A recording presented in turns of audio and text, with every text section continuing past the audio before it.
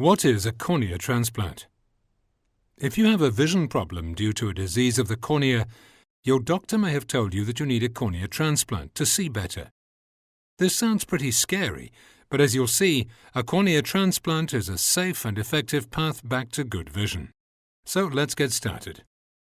The cornea is the clear cover on the front of the eye that has multiple layers, sort of like the windshield of your car.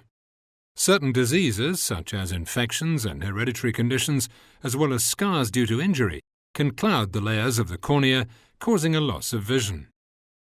When this occurs, some or all of the layers of the cornea need to be replaced. How much tissue needs replacing depends on the amount of tissue damaged, as well as how deep. If the damage is severe, due to such conditions as scarring or injury, then most or all of the cornea will need to be replaced. In this case, the damaged cornea is removed and a donor cornea is stitched in place. It's like replacing the lid on a pot. The new cornea, the lid, is cut precisely to match your eye, the pot. Special instruments ensure a perfect fit, and micro-stitches keep the new cornea in place. In most cases, it's the inside of the cornea that's diseased. A newer technique, known as a desake, can then be used to replace a smaller amount of tissue inside the cornea. The new corneal tissue is inserted through a micro-incision and an air bubble is used to hold it in place.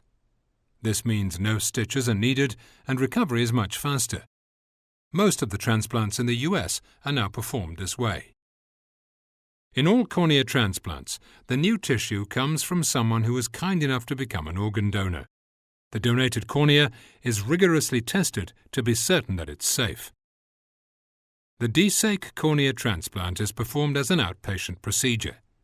It takes about 30 minutes and then you're on your way.